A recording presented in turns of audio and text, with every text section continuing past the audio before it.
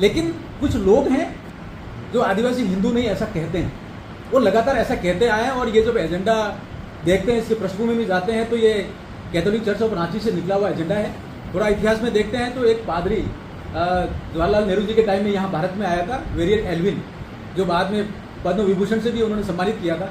उस पादरी के जितने भी नैरेटिव थे, विमर्श थे, उन सभी बातों को आगे बढ़ाता हुआ ये विचार दिखता है। आपने धौलागढ़ का जो जिक्र किया, मैं आपको स्पष्ट कर देना चाहता हूँ, धौलागढ़ हमारे क्षेत्र में आस्था का केंद्र है, भगवान शिव का केंद्र है और हम सभी के लिए आराध्य है। और बकायदा धौलागढ़ डमरू बाजे महाराज ऐसा करके पूरे क्षेत्र में हम लोग बचपन से सुनते आए हैं और ये बहुत आस्था का प्रतीक है।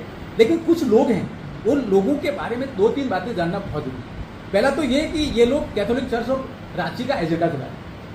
दूसरा, ये समाज को तोड़ना और बांटना चाहते हैं, ये झूठे हैं। और पहले ये अशोक गहलोत साहब की सरकार के साथ रहे थे, बाद में इन्हीं की पार्टी को खत्म करके आगे आए। ये ऐसे लोग हैं जो दोहरी बात करते हैं। रामचरितमानस और वाल्मीकि रामायण में जो प्रसंग आता है कि एक आदमी सीता माता का हरण करना चाहता है, सीता माता हमारी मर्यादा का प्रतीक है, गरिमा का प्रतीक है समाज का, उसको हरण करके आता है तो वो रावण रूप बदल कर आता है, वो साधु के वेश में आता है। तो मैं ये कहूँगा कि ये रावण की तरह ही काम करने वाले लोग हैं।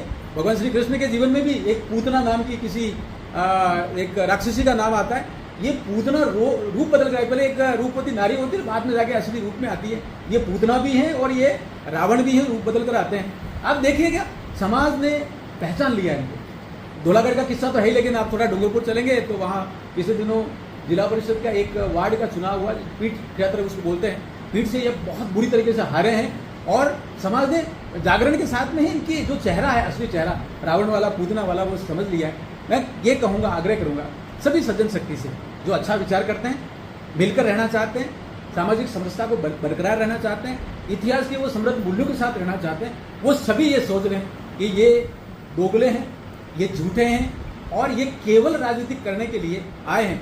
और दूसरी बात भी समझना बहुत जरूरी है कि भारतीय जनता पार्टी और एनडीए एक ऐसा विचार है, एक ऐसा संगठन है, गठजोड़ है, जिन्होंने मिलकर आदिवासियों के लिए, भिल्लों के लिए खूब काम किया। अपने अलग जो यहाँ का रिजर्वेशन है उसकी बात करते हैं, यहाँ के विकास को लेकर बड़ी मुद्दा, जैसा कि मैंने जाखम का एक्सेस पानी जैसलमेर के साथ लाने की बात की। इसके अलावा भी धरती आबा जनजाति उन्नत ग्राम अभियान के माध्यम से गांव की 25 समस्याओं को आइडेंटिफाई करके 100% उसको समाधान करने की तरफ तेजी से आगे बढ़ रहे हैं। ऐसे बहुत सारी बातें हैं।